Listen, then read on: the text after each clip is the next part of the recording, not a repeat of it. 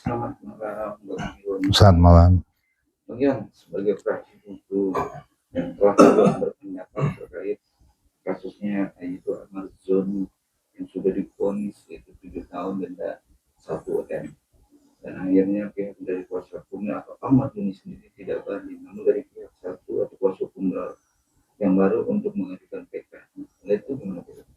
Iya, kalau kita lihat putusan hukum tersebut kan Ahmad Zoni di Undang-Undang Narkoba itu 35 tahun 2009 itu terkena pasal 114. Nah di 114 ini kena dan pasal ayat 1 ya, ancamannya 5 tahun, tetapi karena sudah pernah mengalami 3 kali perbuatan pidana menjadi 7 tahun. Sebenarnya kalau kita perhatikan kenapa kuasa hukum itu tidak mengambil hak dalam banding gitu ya, karena ingin mempercepat proses, tidak bertele-tele, karena proses banding ke PK mungkin bisa cukup lama, berapa bulan kan gitu ya, jadi di jump shot, lompat. Artinya untuk mencari novum, untuk mencari bukti baru bahwa pastinya terdakwa ini, terpidana ini, kuasa hukum harus mencari bukti bahwa terpidana ini tidak pernah melakukan perbuatan untuk mengedar, tapi hanya pengguna. Nah, kalau tingkat banding proses PK itu kan proses waktu, karena ini mempercepat waktu saja, akhirnya menerima aja. Nah, ingkrah, lalu hak, ya kan, hak si Ahmad Zoni ini kan hak yang diberikan untuk melakukan peninjauan kembali melalui kuasa hukumnya. Nah, kuasa hukum ini melakukan jump shot namanya, melompat agar mencari apa nih novum yang memang novum ini sebagai novum yang boleh dibilang adalah untuk memperkuat bahwa Ahmad Zoni tidak pernah melakukan perbuatan sebagai bandar, hanya korban atau sebagai pengguna.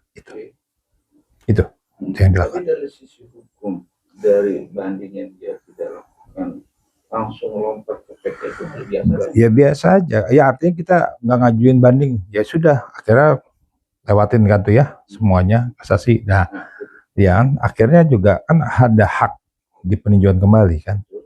Nah, itulah yang dilakukan, diambil upaya untuk putusan artinya untuk mengajukan peninjauan kembali.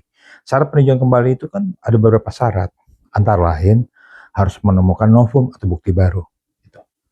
Tapi dalam proses mengajukan PK ada novum baru, tapi dari pihak 6 terdakwa atau 5 terdakwa dan tanda tidak mengajukan PK, gimana pengajuan?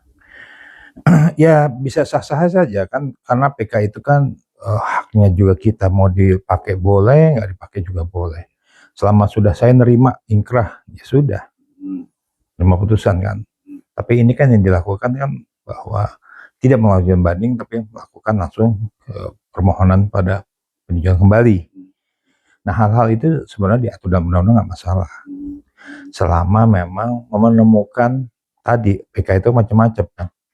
Apakah bukti baru, ataukah ada kehilangan hakim dan sebagainya gitu.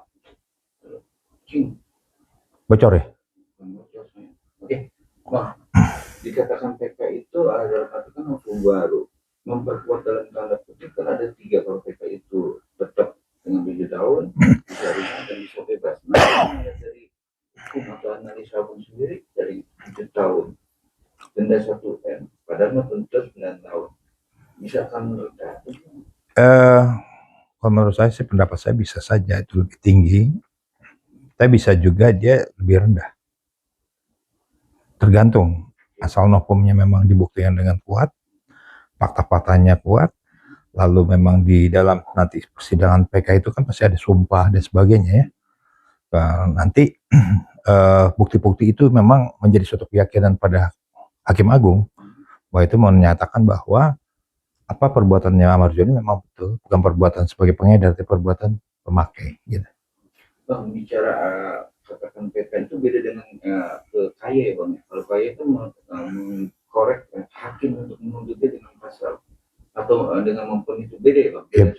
Ya beda substansi dong. Komisi yudisial kan kita mengadukan kepada hakim-hakim. Beda. Lanjut Bang, dengan perkara PK, memang dari kuasa hukumnya si Ahmad Joni yang awal itu dan Matias beda pendapat dengan kuasa hukum yang terbaru. Namun dalam proses itu juga dia mau perdebatkan soal akan dilimpahkan lagi ke Nusa Kambangan. Namun gimana? Ya karena begini, dalam surat mungkin ya, dalam putusannya dan dari rentutnya jaksaan mungkin ada suatu probabilitasnya tuh antara lain bahwa ini kan bahwa Marjoni sebagai pengedar diduga gitu, bukan diduga, memang bukan itu ya, pengedar. Lalu sebagai karena ini jangan sampai terjadi, nah itu peristiwa-peristiwa yang kembali lagi, boleh dibilang ini kan sebagai pidana berisiko tinggi, high rise, maka itu dibuanglah ke Nusa Kambangan karena sudah dianggap sebagai pengedar yang sudah melakukan perbuatan peristiwa 3 kali peristiwa pidana. Oke, nah sehingga ini dari kacamata itu kacamata tadi bahwa ini harus dipindahkan nih ke Nusa Kambangan karena kalau di situ nanti misalnya akan terjadi peristiwa kembali atau juga terjadi konflik interest, di dalamnya ada yang dendam, ada yang nggak suka, kan kita nggak tahu kan. Nah, karena tadi secara high risk tadi, dari istilahnya bahasa kasarnya adalah ini merupakan kejahatan yang boleh dibilang tidak bisa dianggap sepele. Karena sebagai pengedar, maka taruhlah di Nusa Kambangan. Tapi dalam proses di pengadilan memang awal kan isu. Tapi kalau kita dari proses ini untuk sedikit jelas banget sebagai yang ada proses hukum yang hukum di dalam persidangan. Dalam proses hukum itu kan memang proses hukum juga meminta loh ke hakim untuk dihadirkan. Makanya dikabulkan untuk dititipkan ke pimpinan untuk proses tahap vonis. Tahap vonis itu kan tanda kutip kan hanya dititipkan bisa dibalikan lagi ke Nusa Kambangan. Itu pengenalan hukumnya itu ada di poin di situ Bang. Iya, memang waktu itu kan sidang harusnya virtual, tapi harus kehadiran fisik kan. Nah, ketika sekarang ini pastinya kuasa hukum akan memohon kepada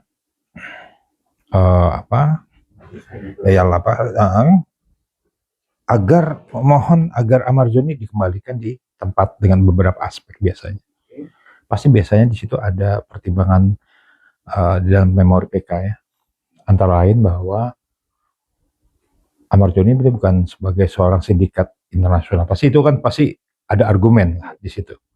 Kedua, namanya di sana kan kondisinya akan susah bertemu dengan keluarga dan sebagainya lah ya. Sedangkan tiga, bahwa pasti dari aspek sisi psikologis terkena dampak. Nah, inilah menjadi aspek sebenarnya kuasa hukum pasti akan mengupayakan untuk meminta pada entah dirjen lapas, pada siapa ya, gitu ya, untuk memohon untuk sebagai pertimbangan kembali lagi. Tapi ada satu pertimbangan bahwa ini tadi, nah itu nanti tinggal lihat dikabulkan atau tidak, gitu kan. Kan nanti pengacara juga punya alasan tertentu dalam PK agar meminta, memohon, ya kan, pidana ini untuk diminta untuk kembali salah satu, itu pasti ada permintaan di dalam PK itu seperti itu. Tapi kan dari statement ini kita bukan bandar, kita anggap barangnya melebihi batas gembong atau apa Bang, dia cuma ada konteksnya pasal yang dikenakan memang penjual, tidak halnya pantasnya dia dibalikkan lagi ke Nusa Kambangan.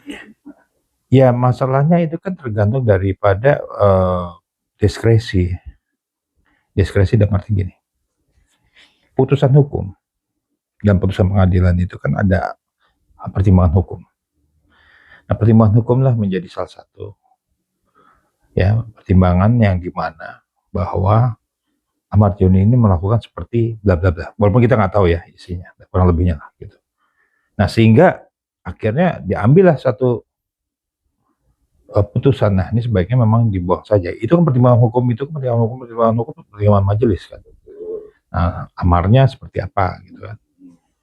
Nah, menurut saya sebenarnya ini harus secepatnya diupayakan oleh kuasa hukum untuk melakukan upaya secepatnya untuk minta perlindungan hukum, untuk memohon agar dikembalikan ke tempat yang secara awal gitu kan. Tapi semua itu nanti tergantung nanti apakah diterima atau tidak di Mahkamah Agung. Tidak pendapat dengan pandangan untuk tindak yang baik kasus hukum. Harusnya dia utamakan banding dulu untuk penetapan hukum dia. Ya kalau kita kan dari kacamata yang sekarang dilakukan ya, kalau hukum acaranya memang harus melakukan banding dan kasasi, tapi kan tidak bisa tidak mengatakan bahwa itu tidak boleh. Bisa saja dia memakai gitu. Tapi kalau menurut saya secara fase-fase dalam hukum acara ya harus melalui proses banding, karena siapa tahu banding itu dikabulkan. Tapi karena ini akan pikirannya, wah ini jangan banding dan kasasi, nanti ini banding ini nggak diterima gitu kan. Jadi memerlukan butuh waktu. Jadi mempercepatnya tadi jam shot kalau dalam film. Gitu. Dengan tuntutan 7 tahun yang kita anggap itu sudah maksimal banget dengan pasal yang dikenakan. Makanya kalau saya mengajukan banding 7 tahun bisa dikatakan 5 atau 20 tahun karena pasalnya itu diduga dia penjual. Nah, itu gimana? Ya kalau kita lihat pasal 114 tadi ayat berapa yang dipakai? Ayat 2, 5 seumur hidup dan hukuman mati. Ayatnya tuh. Seumur hidup 20 tahun hukum mati. Kalau ayat 1 kan 5 tahunnya. Nah itu tergantung. Kita yang kita takutin. Jangan sampai terjadi di atas 7 tahun. Betul dalam kayak apa tidak banding. Kalau saya sebagai kuasa hukum, saya mengupayakan tetap banding, lalu memohon untuk kembali ke lapas yang semula permohonannya itu. Jadi yang sekejar itu dulu. Bukan saya kejar kalau saya ya. Saya nggak ngejar proses PK-nya karena PK itu tergantung terakhir ujung. Kalau benar-benar kalau salah seumur umur nggak ada lagi upaya lagi. Nah kalau banding masih ada fase-fase lagi gitu. Kalau saya gitu. Tapi itu kan dari kacamata penasihat hukum saya nggak tahu. Itu memang beda dengan pandangan abang. Harus kan banding. Tapi buang diri itu juga bisa. Dan tanda kutip yang kita menjadi 4-6. Akhirnya dia kasasi ditolak dan akhirnya melakukan PK. Nah itu juga ada pertimbangan karena ada pertimbangan Hakim Agung itu putusan maksimum itu tidak bisa serta-merta dari putusan hukum. Itu kan keyakinan Hakim Agung. Berapa minimal, berapa maksimal. Gak bisa juga semena-mena tidak. Tetapi kita udah hitung pasal 114 ayat 2, 20 seumur hukum mati. Bang, kita sedikit kulik terkait dengan tuntut atau vonis yang sudah inkrah kekuatan hukum karena tidak banding ya. Dalam tuntutan nota hakim membacakan yang memberatkan, tapi memberatkan itu ada indikasi dokter K bukan terlibat ya dalam hukuman atau dalam tuntutan itu ada nama dia bang. Itu akan proses berlanjutnya juga? Enggak sih, menurut pandang saya enggak. Dari kacamata saya dokter ini ngapa? Maksudnya terkena apa? Dampak apa? Dalam proses tuntutan JPU, saksi atau Ahmad Yani meminta diberikan itu salah satu plastik tip yang digunakan untuk indikasi menaruh barang untuk dijual. Sekarang gini, itu bisa dimasukkan nanti dalam novum. Jadi gini, kalau banding itu kan hanya suatu perang, hanya tingkat apa yang kita istilahnya gini loh. Tingkat pertama menyatakan vonis 7 tahun dengan pertimbangan hukum. Lalu banding menyatakan apa pertimbangan hukum salah, kita punya argumen secara hukum. Maka itu dulu kan itu. Nah, mengolahnya gitu, tapi nanti dalam PK itu ada sumpah namanya. Sumpah untuk novum. Kita nggak tahu novumnya apa yang mau dipakai dia sebagai pengguna. Setelah itu disumpah, lalu dilihat juga betul nggak nih sebagai novumnya ini sebagai bukti yang memang tidak benar dipakai atau tidak, itu nanti tergantung nanti pada saat ketika dia mau masukkan bukti nokum tadi.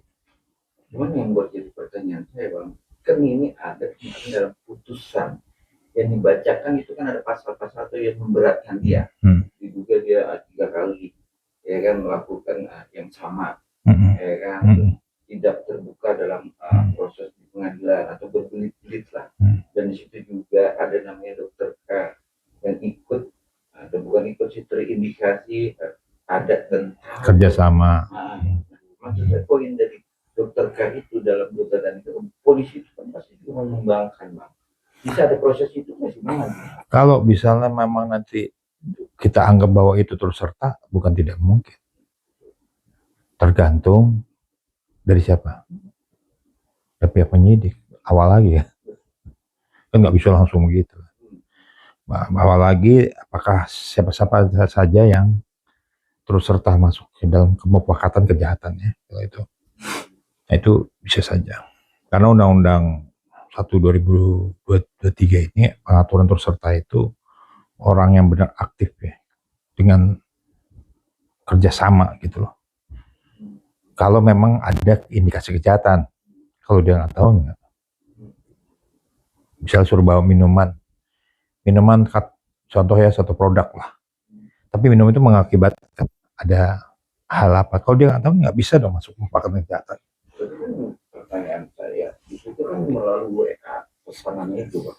Ya makanya ini apakah masuk ke dalam dulu, nanti bisa dilihat. Nah itu pengembangan kasus namanya itu tergantung. Kalau dalam kasus korupsi bisa lah pengembangan kasus dari sudah vonis ini nanti terus sertanya ngikut. Kalau ini saya masih belum membaca saya. Oke bang, untuk proses atau perkara kasus yang sudah divonis 7 tahun yang masih beda dengan orang yang tadi 4 tahun ini. Nah abang melihat dari apa yang sudah diputus oleh hakim itu dengan pasal yang dikenakan itu ringan atau lebih tinggi atau gimana? Kalau menurut saya ringan, asal menjalankan yang baik ya, mudah-mudahan tobat benar. Saya rasa menjalankannya juga ya 7 tahun, bisa menjalankan 4 tahun 5 tahun dengan banyaknya ya kan. Kalau kita lihat kan hak-hak terpidana itu banyak yang bisa berkurang ya, antara lain kelakuan baik setiap tahun, 17 Agustus, Lebaran, Idul Fitri, Idul Adha, bodoh banyak tuh hari-hari besar. Kalau kita main ngambil itu kan juga cepat ya. Walaupun nanti dia dilimpahkan Nusa Kambangan dengan proses itu bisa di Jakarta. Ya bisa-bisa saja, nggak jadi masalah lah itu. Karena begini, menurut saya apapun dimanapun saja, hak terpidana pun harus ada perlindungan hukum. Tetap juga yang menurut Undang-Undang 45 itu juga artinya seseorang itu harus diberikan suatu hak dalam kehidupan, bermasyarakat, dan sebagainya. Dan kemerdekaan. Tidak serta-merta hak kemerdekaannya hilang. Tetapi, karena ini dianggap sebagai kejahatan yang luar biasa mungkin ya, maka ditaruhlah di samping Nusa Kambangan. Kalau menurut saya, bagaimana memperjuangkannya? Sekarang sudah terjadi, kan itu tergantung kuasa hukum.